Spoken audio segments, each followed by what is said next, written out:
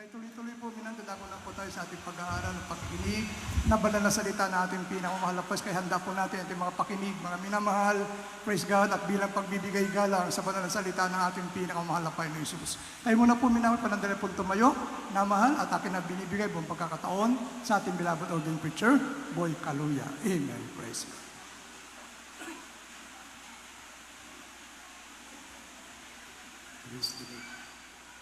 Amen. Praise the Lord. Lahat magsabing praise the Lord. Purihin po ang ating pinakamamala po. God bless you po sa ating beloved preacher, beloved Lando. Magandang hapon mga minamahal. Tayo po'y manalangin. Tayo po'y manalangin. Dakilat na pagpala po naming Ama Diyos na makapangyarihan sa lahat. Sa pangalan namin pinakamamala po ng Kristo, kami po'y nagpupuri. Nagpapasalamat po kami sa gintong pagkakataon. Muli na pinagkalubos sa amin. Dakilang Diyos, salamat po sa pagkilos po sa aming kalagitnaan. Salamat sa mga kapatiran po namin mainit at matapat na naglilingkod sa iyo. Maraming salamat po sa kalayaan na patuloy na binibigay mo sa aming lugar. Patuloy ka naming napapaglingkuran, napapapurian, Panginoon. Minsan pa sa mga salitang mapapakinggan po namin, pagpalain mo po yung mga salita. Patuloy ko yung mangusap sa bawat isa sa amin, ipaunawa mo sa amin yung mga salita, dakilang Diyos. Tulungan mo kami, hindi lamang kami maging tagapakinig, kundi maging tagatupad ng mga salita mo, dakilang Diyos, at aming sinasaway ang lahat ng gawa ng kalaban, demons of unbelief and doubts, demons of hindrances. We bind up our darkness in Jesus' name. Hallelujah! Hallelujah! Praise the Lord. Palakpakan natin, mga minamahal na malakas ang ating pinakamamahal, Panginoon. Murihin po ang ating pinakamamahal, Panginoon. Kaya hindi buksan muna natin ang ating, habang inihanda pala natin ang ating pambungad na talata, Lucas 22, verse 42 up to 44. Nagpapabot po ako ng pagbati at sa lahat ng mga minamahal natin, mga minamahal mga kapatiran, sa lahat ng mga manggagawa, sa ating mga beloved preachers, sa ating beloved webcast viewers, Luzon, Visayas, Mindanao, sa lahat ng mga kapatiran po natin na patuloy na sumusubaybay sa ating pong banal na gawain. Nagpapabot din po akong dobling paggalang sa ating minamahal at ginagalang na evangelista, Will D. Estrada Almeda, the end-time prophet of our loving God, sa lahat ng mga beloved children, the Almeda family, at sa patuloy natin pag-alaala sa mga hindi malilimutang aral ng ating beloved assistant pastor, Lina C. Almeda. At ang pinakamataas na pagsambat, pagpupuri, pagluwalhati ay para sa ating dakilang Diyos. Isang malakas na palakpak muli para sa ating pinakamamahal na Panginoon, maminamahal. God bless you, maminamahal. Kaya hindi buksan natin ang ating banal na kasulatan. Lucas 22 verse 42 up to 44. Dito po sa Lucas Kapitulo 22, ang talatay 42 hanggang 44, na sinasabi, Ama, kung ibig mo, ilayo mo sa akin ang sarong ito. Gayon may huwag mangyari ang aking kalooban, kundi ang iyo. At napakita sa kanyang isang alagad na mula sa langit na nagpalakas sa kanya. At nang siya'y manglulumo, ay nanalangin siya ng lalong maningas, at ang kanyang pawis ay naging gaya ng malalaking patak ng dugo na nagsisitulo sa lupa. Amen. Amen. Maminamahal ang ating paksa ay pamagatan po natin, The Bitter Cup. The Bitter Cup. Alam nyo, maminamahal, maraming mga tao, hindi nila maabot ng sariling kaisipan. Hindi malirip ng tao kung gaano kadakila, kung gaano maminamahal ang pagpapalaga ng Diyos sa ating mga tao. Maminamahal, kaya maraming mga naniniwala na si Kristo'y hindi Diyos. Kasi hindi nila malirip, hindi maabot ng kanilang kaisipan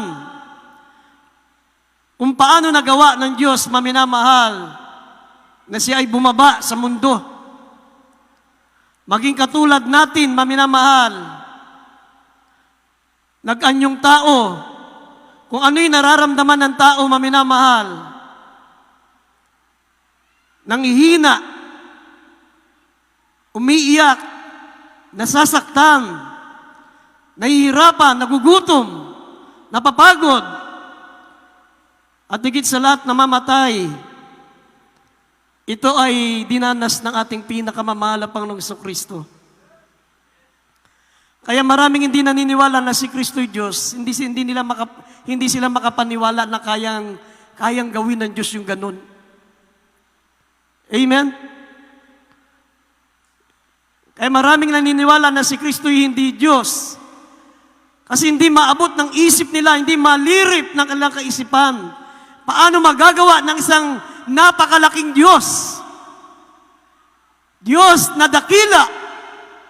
Ang mundo, maminamahal, ay sinlaki lang ng bola ng jackstone sa Kanya. Napakalaki ng Diyos. Sabi, ang isang bansa ay katulad lang ng isang patak na tubig sa Diyos. How much more ang mga tao, gaano na lang tayo kaliit. Kaya hindi sila makapaniwala na magagawa ng Diyos na magiging katulad natin. Bababa sa mundo, magkakatuwang tao, mababayubay sa krus. Magsasakripisyo at higit sa lahat, mamamatay. Kaya, hindi nila maabot yan, maminamahal. Pero sabi nga, maminamahal, sabi ng si Francisco Balagtas, sabi niya, o pag-ibig na makapangyarihan pag pumasok sa puso, ninuman, hamakin ang lahat, masunod lamang. Ganun ang pag-ibig ng Diyos sa atin, maminamahal. Hamakin niya lahat, gagawin niya lahat. Sukdulan, bumaba ang tingin niya sa lahat, sa paningin ng tao, maminamahal. Gagawin ng isang Diyos na umiibig para lang tayo iligtas. Dahil napakadakila ng pag-ibig ng Diyos sa atin, mga minamahal. Kaya nga, ilang beses kong inuulit sa inyo na ang pagkakaiba natin, ang pagkakaiba ng Diyos ng mga reliyon, sa Diyos na pinaglilingkuran natin, sa Diyos ng reliyon, handa silang mamatay at handa silang pumatay para sa kanilang Diyos. Ilalaban nila ng patayan ang kanilang Diyos. Handa silang pumatay. Papatay sila para sa Diyos. Pero ang pagkakaiba natin sa Diyos na pinaglilingkuran natin, ang Diyos ang namatay para sa atin. Handa siyang mamatay para sa atin. Isang napakadakilang pag-ibig, hindi malirip, hindi maunawaan ng karaniwang isip. Pero kapag na-realize mo, maminamahal, ang isip ng isang umiibig, walang imposible sa taong umiibig. Hahamakin niya lahat. Ipakita lamang ang pag-ibig sa kanyang iniibig. Ganun ang pag-ibig ng Diyos, maminamahal. Amen? Ang ibig sabihin nito, maminamahal, what is the bitter cup means? Anong ibig sabihin ng sinabi rito ng ating mahal na Panginoon? Na sabi niya, mahal na Panginoon. Sabi niya, bilang tao, siya'y nanalangin. Bilang tao, naranasan niya yung nararanasan natin. Siya'y natatakot. Bilang tao, nararamdaman niya yung pangamba. Bilang tao, nararanasan niya yung sakit, yung hapdi. Kaya sinabi niya, maminamahal, nabasa natin sa talata, nanalangin siya. Nasabi niya, Ama, kung ibig mong ilayo sa akin ang sarong ito, gayon may huwag mangyari ang kalooban mo, kundi ang kalooban, huwag mangyari ang kalooban ko, kundi ang kalooban mo. At napakita sa kanya ang isang anghel mula sa langit at nagpalakas sa kanya. At nang siya'y manglumo at nanalangin, nang lalong maningas, at ang kanyang pawis ay naging gaya ng malaking patak na dugo na nagsitulo sa lupa. Ano yung ibig sabihin ng sarong yun, maminamahal? Unang-una, ang sarong ito po ay simbolo ng kasalanan ng buong sanlibutan. The cup contains the sins of mankind. Nagsisimbolo ng kasalanan ng buong mundo, ng buong sanlibutan. Siya'y naparito, maminamahal, sinabi ng banal na kasulatan, ang ating pinakamamahal na Panginoon Ang sabi rito, maminamal, sa Mateo 26, talatang 27,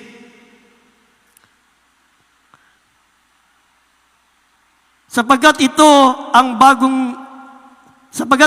aking dugo ng tipan na nabubuhos dahil sa marami sa ikapagpapatawad ng kasalanan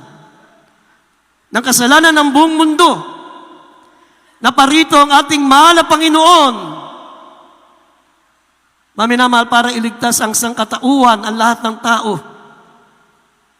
Yung sarong yun, maminamahal, ito po'y simbolo ng kasalanan ng buong mundo.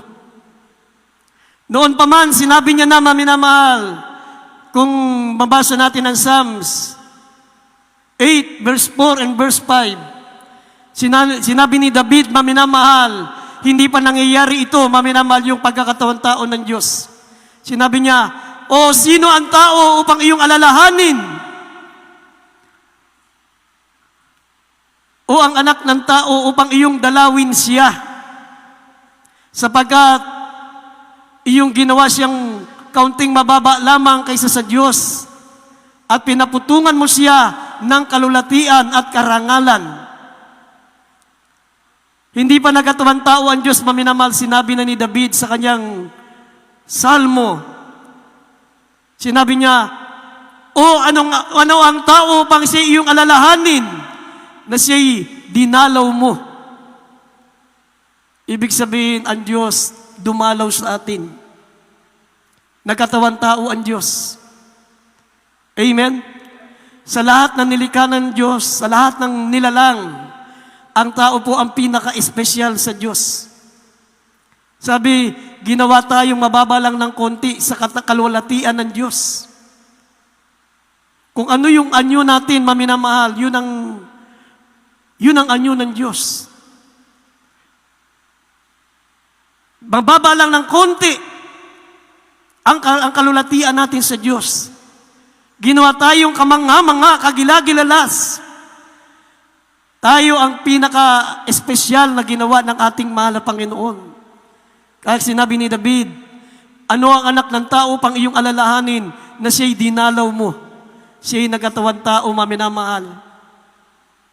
Amen? Yung Diyos na napakalaki, na Diyos na gumawa ng langit at lupa, bumaba, maminamahal, nagkatawang tao. Kahit para sa Kanya, napakasakit, napakahirap ng Kanyang titiisin, maminamahal. Sabi nga, sa lahat ng mga dumanas ng hirap sa mundo, kung sino mang tao, maminamahal, na namatay sa karumal-dumal na kamatayan, walang nakahigit sa kamatayan ng ating mahal na Panginoong Kristo. Walang hihigit sa hirap at sakripisyo. Kasi ito po'y, the cup contains the sins of man, the sins of mankind, ng buong sangkatauhan, mabuti o masama, lahat, pati ang mga nakagawa ng karumal-dumal na kasalanan. Kaya lahat ng pinakamahirap na kamatayan, dinanas ng mahal na Panginoon, sapagkat ito'y para sa kasalanan ng buong sanlibutan. Yan ang ibig sabihin ng saro. Simbolo ng kasalanan natin. Sabi ng Isaias, basahin natin ng Isaias 53, verse 5 and verse 7, hanggang verse 7, sabi rito, basahin natin.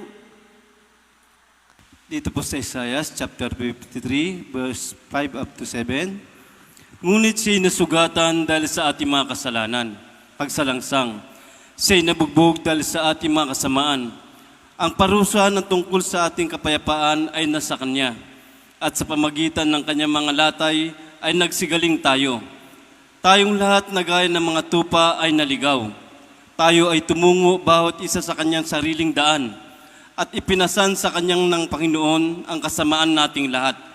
Siya'y napighati, gayon may nang siya'y dinalamhati ay hindi nagbuka ng Kanyang bibig, gaya ng kordero na dinadala sa patayan, at gaya ng tupang nasarap na mga manggugupit, sa Kanya ay pipi, gayon may hindi niya ibinuka ang Kanyang bibig. Amen. Amen. Amen. Sabi ng banal na kasulatan, He was wounded for our transgression. He was bruised for our iniquities. The chastisement of our peace was upon him, and with his stripes we are healed. Dahil sa kanyang mga latay, tayo'y nagsigaling. Dahil sa kanyang mga bugbog, maminamahal tayo po, ay gumaling sa lahat ng latay. Yung bugbog, ito po ay simbolo ng kasalanan natin sa loob ng katawan. Yung sa isip, yung inner sin na nasa atin bugbog, at yung latay, maminamahal, ito po yung simbolo ng mga kasalanan natin sa labas, yung mga outward sin, mga nakikita na, mga ginagawa nating kasalanan na nakikita, at mga kasalanan natin na nandoon sa loob ng puso natin, galit, puot, envy, pride. Yan ang dahilan kung bakit sinabi ng Biblia, siya'y nasugatan. Siya'y nabugbog ng dahil sa ating kasamaan, at siya'y nasugatan ng dahil sa ating pagsalangsang. Simbolo ito, maminamahal, ng kasalanan ng buong sangkatauhan. Sinabi ng Biblia, for without shedding of blood is no remission of sin. Paano na lang kaya, maminamahal, kung hindi ganito kadakila ang Diyos natin? Kung hindi kayang magsakripisyo ng Diyos na siya'y bababa, magkakatuwang tao at mabayubay sa krus. Kung hindi ganun kadakila ang Diyos natin, lahat tayo nakaatang sa dagat-dagatang apoy. Walang maligtas kahit isa, for all have sinned and come short of the glory of God. Kaya ang pinakamapalad sa lahat ng mga tao sa ibabaw ng lupa ay ang mga taong nanampalataya kay Kristo. Amen? Dahil tayo, ang Diyos natin ay namatay para sa atin. Pero ang ibang reliyon, ang ibang tao, kinakailangan pa nilang pumatay, kinakailangan pa nilang mamatay para sa Diyos nila bago sila maligtas. Pero tayo, ang Diyos na ang namatay para sa atin. Kaya hindi makapaniwala yung mga hindi naniniwalang si Kristo Diyos. Hindi sila makapaniwala kasi hindi nila maisip, hindi nila malirip, hindi maabot ng isip nila. Kaya bang gawin ng Diyos ang ganong kadakilang bagay? Sabi ko sa inyo, walang imposible sa isang umiibig. Napakadakila ng pag-ibig ng Diyos. Hindi kayang sabi, ang lawak, hindi mo maisa-isay ang lawak, ang lalim, ang taas at ang luwag. Ang pag-ibig ng mahal na Panginoon, hindi kayang abutin ang ating kaisipan. Amen? Sabi rito sa Ephesians chapter 2, verse 12, dati-rati maminamahal tayo walang pag-asa. Tayo walang kaligtasan. Wala tayong Diyos sa sanlibutan. Kaya namatay si Kristo sa krus, sabi, upang gibain niya ang pader na nakapagitan sa atin at sa Diyos. May malaking pagitan, may malaking pader na nakapagitan sa tao at sa Diyos dahil sa kasalanan. Ang pader na yan ang iginiba ng katawan ng mahal na Panginoong Kristo. Bakit siya nabayubay sa krus? Bakit siya napako? Kaya kung iisip-isipin mo yan, mga minamahal, sabi nga ng ating malapastor, kahit pagputol-putulin ka, kahit ang katawan mo'y gawing giniling, pagdurug-durugin ka, walang pwedeng ikumpara, walang pwedeng ibayad sa kabutihan ng ating mahal na Panginoon. Kulang pa ang buhay mo. Amen. Sabi rito sa Ephesians chapter 2, verse 12, bakit kailangan ang mahal na Panginoon magdusa ng ganito? Sabi po rito, maminamahal, sapagkat dati wala tayong pag-asa. Wala tayong Diyos. Wala tayong pagkakataon na tayo po'y makarating sa langit. Hiwalay tayo kay Kristo. Hindi tayo kabilang sa bansang Israel, the chosen people of God.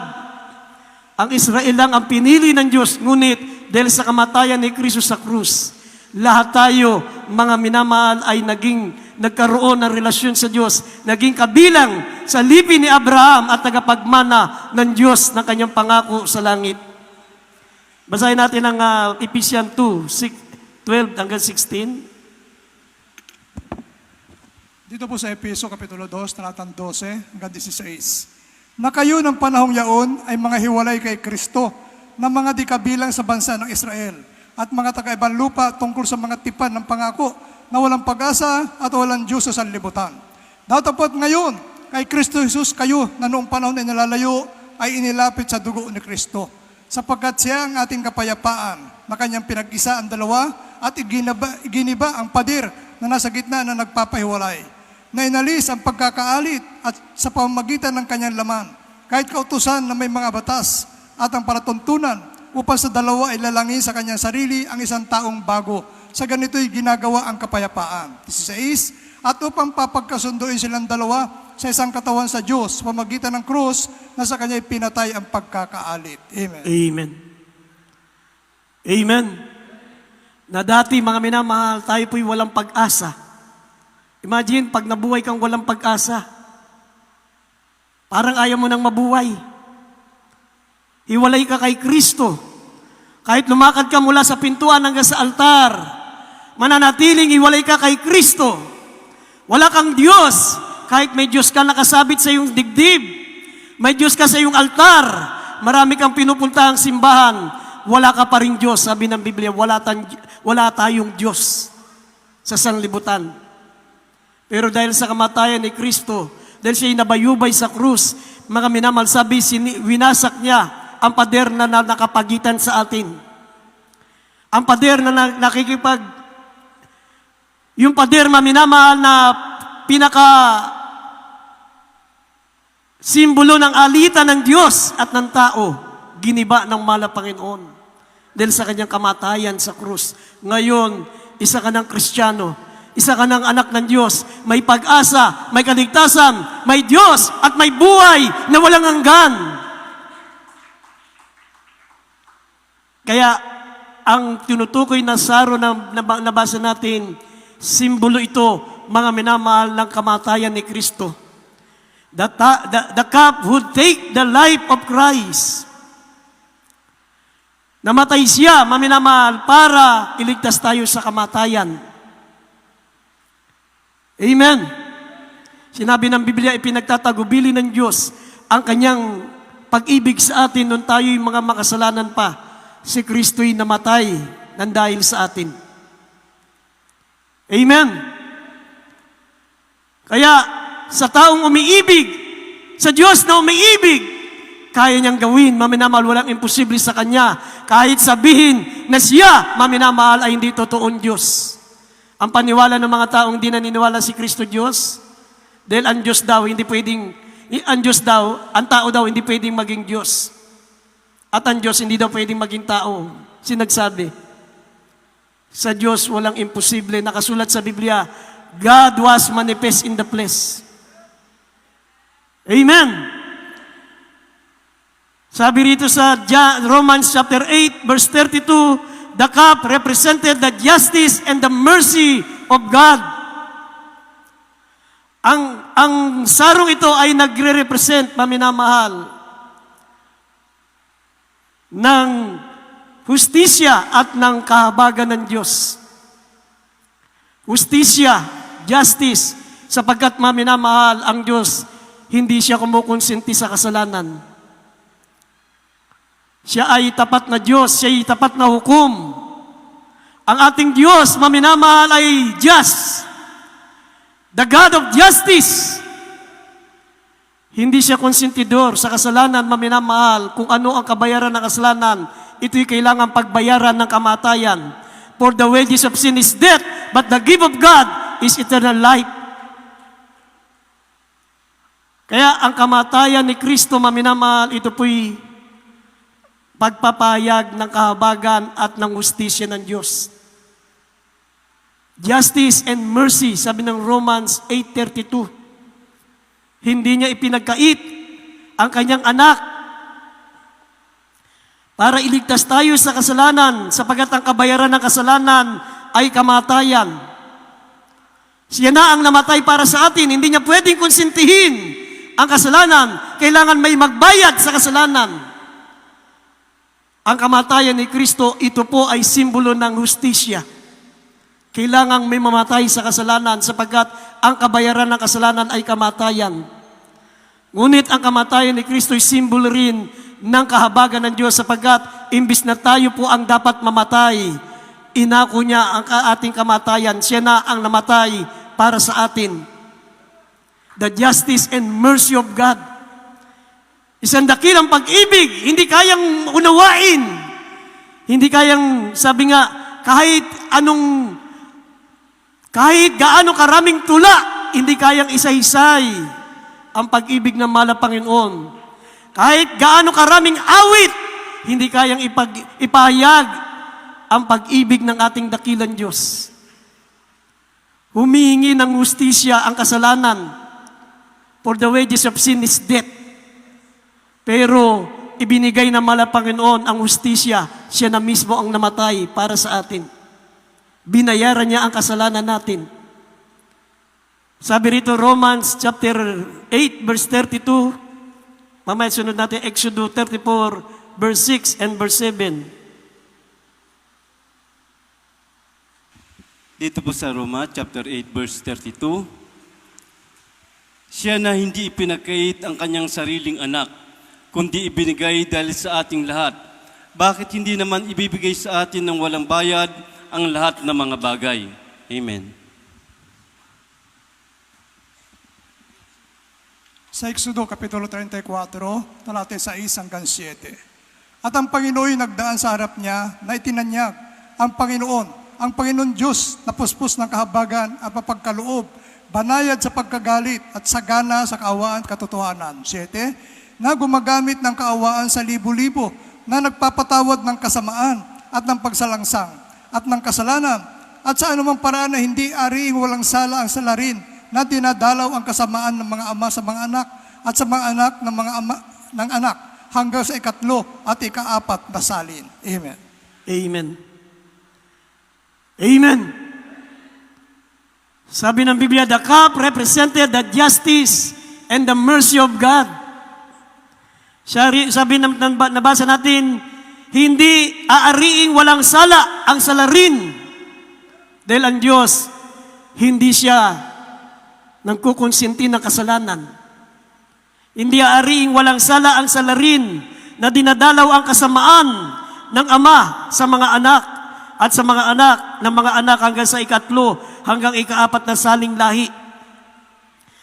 Ngunit siya, maminamal, ay puspos ng kahabagan at mapagkaloob, banayad sa pagkagalit at sagana sa kaawaan at sa katotohanan. Ibig sabihin, ang cup na tinutukoy, maminamal, the cup represented the justice and the mercy of God. Siya na, maminamal, ang gumawa ng hustisya. Yung justice, yung kasalanan na merong kabayaran na kamatayan, binayaran ng ating mahal na Panginoon. Ang sabi rito, siya na hindi ipinagkait ang kanyang anak. Hindi niya ipinagkait ang kanyang anak. Sabi ng banal na kasulatan, for God so loved the world that He gave His only begotten Son, that whosoever believe in Him should not perish, but have everlasting life. Sabi ng Romans 8:32, siya na hindi niya ipinagkait ang kanyang sariling anak, kundi ibinigay dahil sa ating lahat. Bakit hindi naman ibibigay sa atin ng walang bayad ang lahat ng mga bagay? Amen? Alam niyo kung sino yung anak na tinutukoy?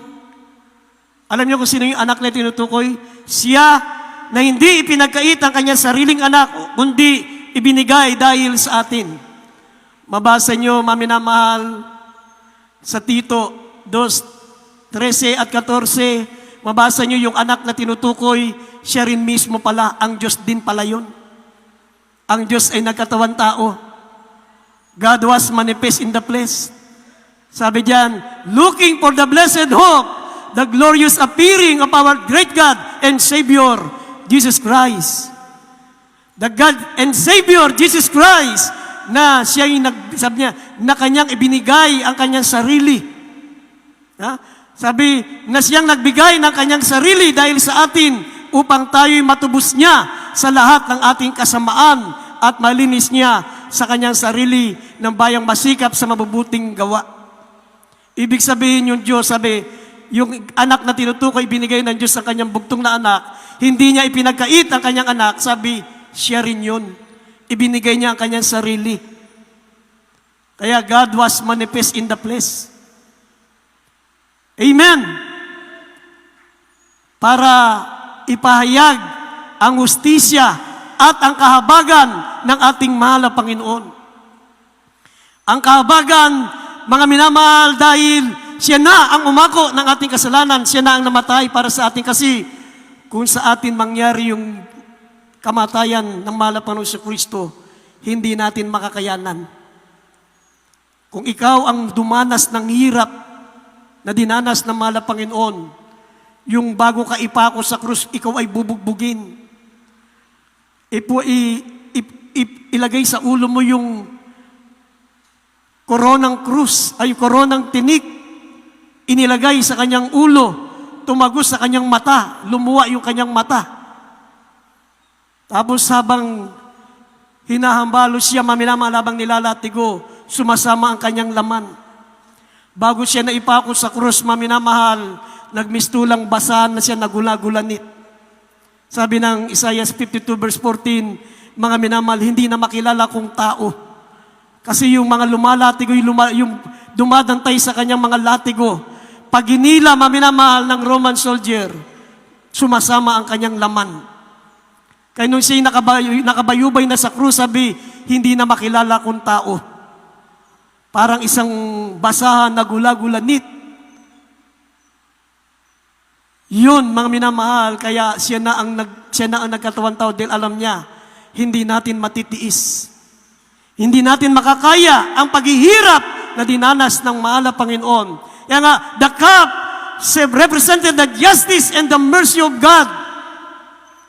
Hindi niya ipinagkait sa madaling salita, sa malinaw na pagsasalita, hindi niya ipinagkait ang kanyang sarili.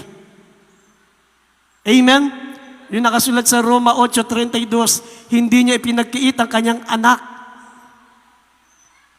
kundi ibinigay ng dahil sa ating lahat. Ibig sabihin niyan, ibinigay niya mismo ang kanyang sarili. Amen! Hindi niya ipinagkait sapagkat gusto niya tayong magmana ng buhay na walang hanggan sa piling niya sa langit. Amen! At tandaan po natin, maminamahal, ang Diyos ay isang tapat na Diyos. Just and mercy. The cup represented the justice and mercy of God. Sabi ng James chapter 2 verse 13, maminamahal, sabi po rito, sa paghukom, ang paghukom ay walang awa doon sa hindi nagpakita ng awa. Ang awa ay lumuluwalhati laban sa paghukom. Sa paghukom ay walang awa doon sa hindi nagpakita ng awa. Ibig sabihin, pag ikaw ay Kristiyano, hindi ka nagpapakita ng awa. Hindi ka marunong magpatawad. Hindi ka marunong mahabag sa paghukom. Pagharap mo sa paghukom, hindi ka rin kaawaan. Sabi na Mateo 6:14 hanggang 15, hindi ka patatawarin ng Diyos. Ang Diyos ay justice. Ang Diyos ay mahabagin. Pero may justisya siya. Siya po'y just. Siya'y patas. Hindi siya nagkatangi ng tao. Kung anong ginawa mo sa kapwa mo, ganun din ang gagawin niya sa iyo.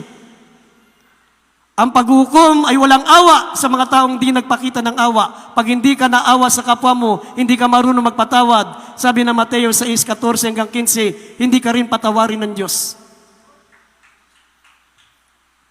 Dahil ang Diyos ay just. Amen? Sinabi ni Apostol Pedro, maminamahal Panginoon, sabi ng Mateo 18, talatang 21 hanggang 35, sabi ni Pedro, Panginoon, Hanggang kailan ako magpapatawad sa aking kapatid? 7 beses ba? Sabi ng mahal na Panginoon, hindi lang 7 beses sinasabi ko sa iyo, Pedro. 70 times 7. Magpatawad ka isang araw, 70 times 7. Ibig sabihin, 490 times a day. Pag hindi mo kayang gawin yan, huwag kang umasa ng mercy of God. Ang asahan mo ay yung justice ng Diyos. Pag hindi, ang paghukom ay walang awa doon sa mga hindi nagpakita ng awa. Pag hindi ka marunong maawa sa kapwa mo, ayaw mo magpatawad, hindi ka rin humingi ng tawad, wala kang kapatawaran, hindi ka mapatawad ng Diyos. Kaya 2 tao pupunta sa impyerno, ang hindi marunong magpatawad at saka hindi nagpatawad. Tuloy-tuloy yung gera nyo pagdating sa impyerno. Yung hindi nagpatawad at hindi napatawad. Kaya nagkwento mala Panginoon sa Mateo 18, talatang 21 hanggang 35. Sabi niya, merong isang alipin na may utang na 10,000 talento. Ang 1,000 talento, maminamahal, ay worth $10 million. $10 million ang utang niya sa hari. Sabi kahit ibenta ang kanyang ari-arian, ibenta ang kanyang lupa, at ipagbili niya ang kanyang mga anak, hindi kayang ibayad yung utang niya. Sabi ng hari, humingi ng tawad yung alipin. Mahal na hari, patawarin mo po ako. Sabi ko, sige, pinapatawad ko na ang utang mo. Sa Bible, ang utang, simbolo ng kasalanan yan. Amen? Habang pinatawad siya, tuwan-tuwa siya. Bir mo, $10 million pinatawad. Yan, mababasa niyo yan mula sa 22 hanggang 35. Tapos nakasalubong niya yung taong may utang sa kanya na $100, 100 dinar. Ang 100 dinar ay simbolo lang yan, maminamahal ng pagpalagay natin mga $10,000. $10,000 kung ikumpara nyo sa 10 million. Nakasalubong niya yung taong may utang sa kanya na $100, 100 dinar. Sabi nung may utang sa kanya, patawarin mo ko. Hindi ko kayang bayaran yung 100 dinar. Sabi nung isang alipin na pinatawad sa 10,000 talents, worth $10 million. Sabi niya, hindi kita patatawarin. Hanggat hindi mo nababayaran yung 100 dinar na utang mo sa akin, hindi kita patatawarin, binugbog niya. At sabi, kailangan magbayad ka sa ganung araw. Nalaman nung hari. Pinatawag niya uli yung may utang sa kanya ng 10,000 talents. Sabi sa kanya, nabalitaan ko na hindi mo pinatawad yung taong may utang sa iyo ng 100 dinar. Ang utang mong 10,000 talents, pinatawad ko. Worth $10 million, pinatawad ko. Hindi ko inisip gano'ng kalaki ang kasalanan mo. Pero, yung may utang lang sa iyo ng 100 dinar, hindi mo pinatawad. Hindi na rin kita patatawarin. Diyan ka na makulong. Sabi, diyan ka sa kadiliman, diyan na nga ang pagtangis ng iyong ngipin. Yun ang sinabi ng Bible na sapagkat sa paghukom ay walang awa. Sabi, sapagkat sa paghukom ay walang awa doon sa hindi nagpapakita ng awa. Wala kang awang tatamasahin pagdating ng paghukom. Pag hindi ka marunong magpatawad at hindi ka marunong humingi ng tawad, hindi ka nagpapatawad, pinatawad tayo ng Diyos dahil sa kanyang mercy, dahil sa kahabagan, sa awa ng mahal na Panginoon. Pero dahil siya ay just, the God of justice, sapagat hindi ka rin marunong magpatawad, hindi ka rin niya rin patatawarin pagdating ng paghuhukom. Kasi ang paghuhukom ay walang awa doon sa hindi nagpapakita ng awa.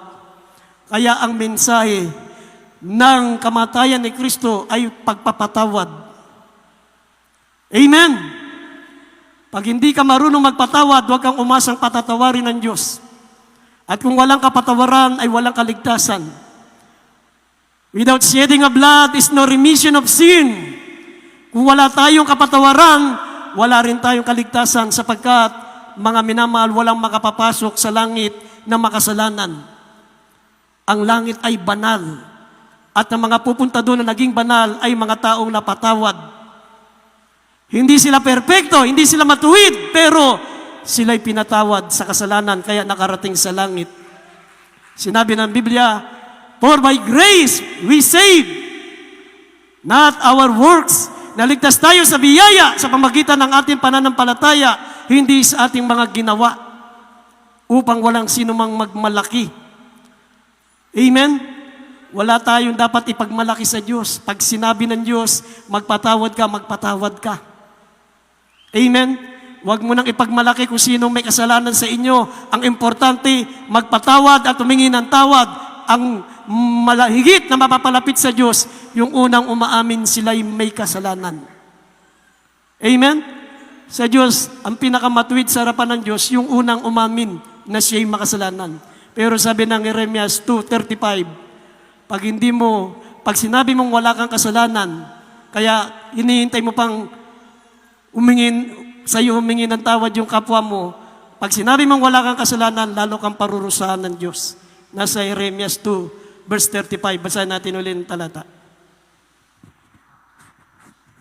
Dito po sa Jeremias chapter 2 verse 35. Gayumay sinabi mo, ako'y walang sala. Tunay na ang kanyang galit ay humiwalay sa akin.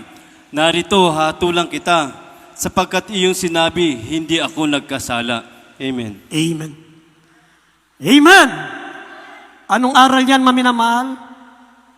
Ang aral niyan, hindi importante kung sino sa inyo ang may kasalanan. Ang importante, ikaw ang unang humingi ng tawad kahit hindi ka ang may kasalanan. Amen? Ibig sabihin, huwag mo nang isipin kung sino may kasalanan. Kasi pride yun eh. Pride yun. Pag yung isipin, siya may kasalanan. Siya humingi ng tawad, hindi. Pag sinabi mong ikaw ang walang kasalanan, lalong ikaw ang parurusahan ng Diyos dahil sinabi mong may kasalanan. Dahil sinabi mong wala kang kasalanan. Sabi mong ikaw ang may kasalanan, lalo kang patatawarin ng Diyos. Ang pinapatawad ng Diyos, yung unang umaamin na siya ang nagkasala. Sabi kong ipapayag mo ang iyong kasalanan, siya'y tapat at banal na magpapatawad sa ating kasalanan. Siya'y tapat at banal. Amen! Everybody say, praise the Lord! Kaya maminamahal sa ating banal na hapunan, minsan pa tayo, mga minamahal, humingi ng kapatawaran sa ating pinakamamahal na Panginoon. Kasi habang hindi tayo napapatawad ng Diyos, lalong naiipon at naiipon ang ating kasalanan hanggang yan ay maging parang katulad na ng libag. Yung nakita nyo yung taong grasa, yung pag-alagala lang sa kalsada, yun yung naipon na yung libag. Naipon na yung dumi, mahirap nang linisin. Kaya dapat tayong mga Kristiyano, lagi na lang tayong humingi ng tawad para tayo po ay laging malinis sa harapan ng ating pinakamamahal na Panginoon. Tayo po'y tumayo, maminamahal, at tumawi tayo sa ating pinakamamahal na Panginoon. Awitin natin ang awiting, wag mo sanang isipin.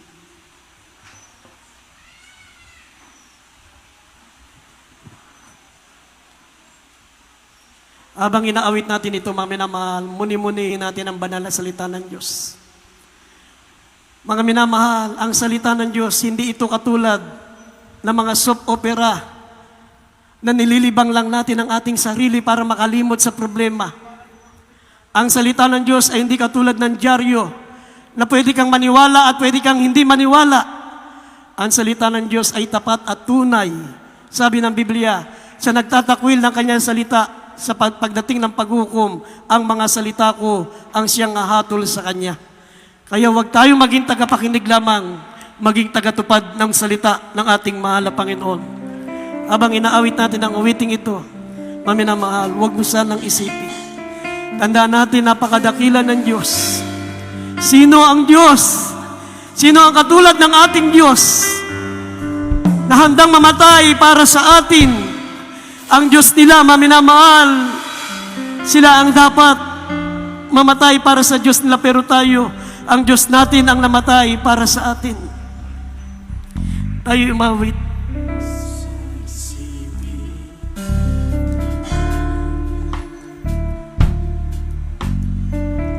Huwag mo sanang isipin, nalimutan na kita. lagi kang nakikita sa paglipas ng araw, at aking nalalaman ang iyong pagdurusa. Huwag mo sanang isipin, di kita naririnig ang iyong dalamhati, ang iyong mga daig. Di mo ba nalalaman na kita'y iniibig? Bawat patak ng iyong luha ay aking nababatid. Magpakatatag ang bawat isa, tayo'y kukunin niya. Si Jesus ay darating na sa isang mata. Huwag mo sanang isipin, nalimutan na kita, dahil ang iyong pangalan sa palad ko'y sinulat na. Kung ako'y kailangan, kung ako'y hinana, tumawag ka't manalangin, at ako'y mangungusisa. Huwag mo sanang isipin, di kita napapansin. Huwag mong kalilimutan ang inalay ko sa'yo. Kahit ang aking buhay ay muling iyain, tulad ng ginawa ko sa krus para sa'yo. Magpakatatag ang bawat isa, tayo'y kukunin niya. Si Jesus ay darating na sa isang mata. Magpakatatag ang bawat isa, tayo'y kukunin niya. Si Jesus ay darating na sa